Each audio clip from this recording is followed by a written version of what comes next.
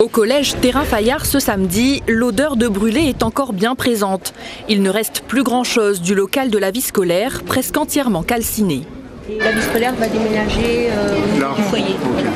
4 classes sont directement touchées par l'incendie et 11 salles privées d'électricité.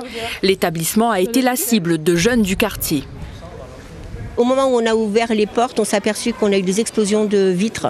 Et en fait, les pompiers ont été retenus par des jets de pierre. Et donc il y a eu un décalage à partir du moment où on a appelé la police et les pompiers. La police est venue une première fois. Quand la police est venue, ils nous ont demandé de nous mettre tous en sécurité dans les logements de fonction parce qu'il y avait des émeutes dans le quartier. À l'origine de ces violences, une intervention des hommes de la BAC. La nuit dernière, les policiers interpellent le conducteur d'une motocross après un refus d'obtempérer et saisissent son véhicule. Les jeunes du quartier ripostent, caillassent les forces de l'ordre, brûlent des poubelles et incendient l'établissement scolaire. Le site devrait bien rouvrir lundi. Cet après-midi, le rectorat apporte son soutien à l'équipe pédagogique. Ce qui s'est passé est extrêmement grave.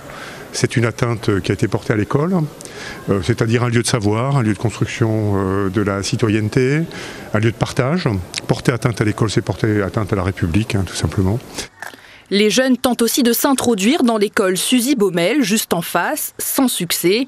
Ce matin, les riverains qui ont entendu plusieurs coups de feu témoignent à visage couvert par peur de représailles. Avec des enfants, on ne se sent pas en sécurité, on ne se sent pas protégé. Et malgré qu'il y a la force de l'ordre qui vient parfois, il n'y a pas grand changement en fait. Moi je n'aime pas ça, parce que on dévalorisé les quartiers.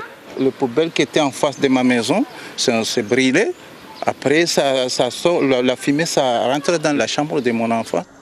En mars, un GLTD, un groupe local de traitement de la délinquance, a été mis en place à Saint-André en complément du plan anti-bande pour mieux agir face à ces phénomènes de violence. Ceux qui ne savent pas vivre en société, ceux qui ne connaissent pas les codes, les règles, jusqu'à quand on va attendre? Ce sont des mineurs qui n'ont ni papa ni maman, qui n'ont pas eu d'éducation et qui vivent comme ça. Eh bien, la loi doit ouvrir les yeux là-dessus. Ce soir, puisqu'on peut craindre une réitération des violences urbaines, ça sera de mettre un dispositif important de sécurité, à la fois des policiers en renfort, une trentaine environ, et un peloton de gendarmes mobiles qui sera disposé dans le quartier de Fayard dès la tombée de la nuit. Il y a quelques mois, le maire avait instauré un couvre-feu pour les moins de 16 ans dans le quartier. Pour l'heure, ce n'est pas d'actualité, mais Joé Bédier l'assure, il n'hésitera pas si les circonstances le nécessitent.